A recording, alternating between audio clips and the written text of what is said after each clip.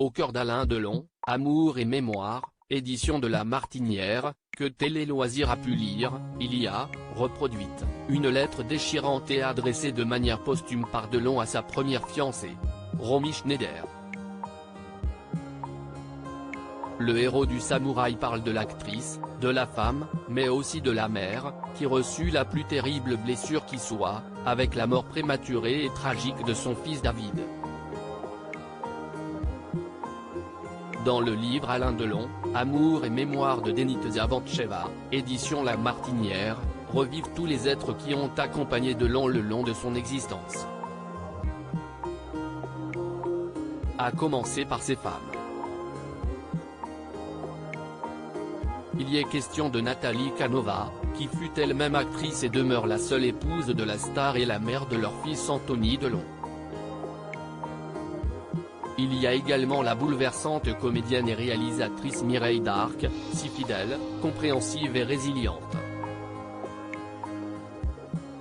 Et puis, bien entendu, l'inoubliable Romy Schneider, qui fut, entre 1959 et 1963, la fiancée de Delon. Ce dernier lui adressa une longue lettre, évoquant ses différentes dimensions et revenant sur le drame qui précéderait de peu sa propre disparition. Une femme avec une vie mal comprise, assaillie et traquée quelques jours après le décès de Romy Schneider, survenu le 29 mai 1982, Alain Delon écrit une lettre ouverte à l'actrice, publiée dans Paris Match et que l'on retrouve dans ce livre. Je te regarde dormir. On me dit que tu es morte. Je pense à toi, à moi, à nous, commence-t-il, de façon douloureuse.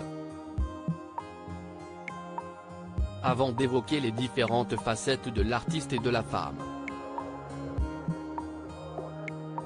Tu étais violente parce que tu étais entière, lâche-t-il ainsi, prenant soin d'expliquer à ceux qui l'ignorent ce qu'implique l'écrasant statut de star, et ce qu'il fut pour Romy Schneider, sacrée vedette internationale à 16 ans, grâce à Sissi. Ils disent que tu étais un mythe, écrit l'acteur. Bien sûr, mais il rentre chez lui, le mythe, le soir. Alors il n'est que Romy, rien qu'une femme, avec une vie mal comprise, mal reçue, mal écrite dans les journaux, assaillie et traquée. Alors, il s'use, le mythe, dans sa solitude. Il s'angoisse. Et plus il est conscient, et plus il tombe, à doses plus ou moins répétées, dans les béatitudes de l'alcool et du tranquillisant. Parlant de leur retrouvaille en 1968, sur la piscine, Alain Delon évoque son nouveau lien fraternel et non plus passionnel avec Romy Schneider. Laquelle va devenir, dans les années 1970, l'actrice préférée des Français dans un registre, le plus souvent, émotionnel et tragique. La mort inacceptable d'un enfant qu'ils ne comprennent pas, poursuit à ce sujet Delon, que les drames de ta vie personnelle rejaillissent sur l'écran, plus tard, dans tes rôles. Ils ne peuvent pas deviner que tu es bonne et géniale, au cinéma, parce que tu vis la tragédie, à côté, et que tu es bouleversante parce que t'éclaires les reflets de tes drames personnels.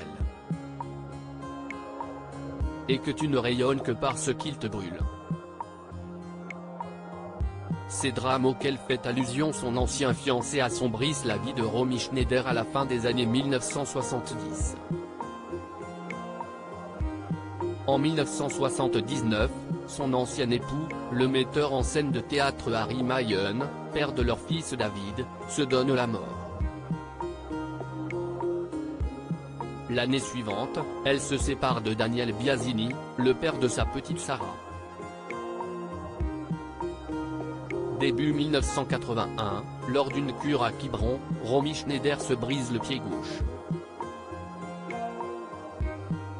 Puis elle découvre qu'elle souffre d'une tumeur cancéreuse au rein avant de subir, le 23 mai, une ablation totale de l'organe malade. Désireuse de renouer un lien de complicité absolue avec son fils, Le casse-cou est très sensible. David, l'actrice retisse à la fin du printemps une relation forte avec l'adolescent, tout juste âgé de 14 ans. Mais le 5 juillet 1981, alors que Romy Schneider s'apprête à tourner dans La Passante du Sans Souci, l'impensable se produit. David, de retour après une balade à vélo chez les parents de Daniel Biasini à Saint-Germain-en-Laye, se met à escalader le portail de leur propriété, comme il l'a déjà fait plusieurs fois. Mais ce jour-là, son pied glisse et il s'empale sur la pointe de la grille.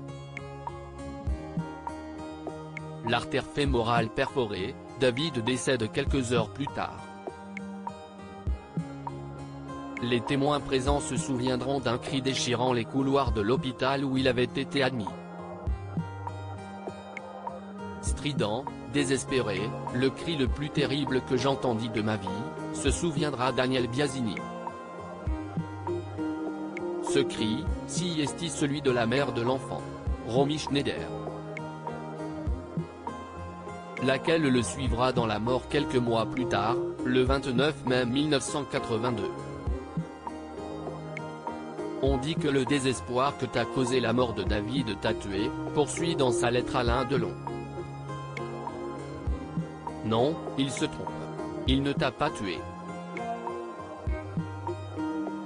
Il t'a achevé.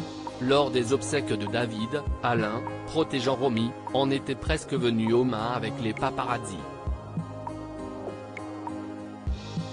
Mais sa protection, au final, n'aura pas suffi à maintenir en vie une femme dont le cœur avait été irrémédiablement brisé.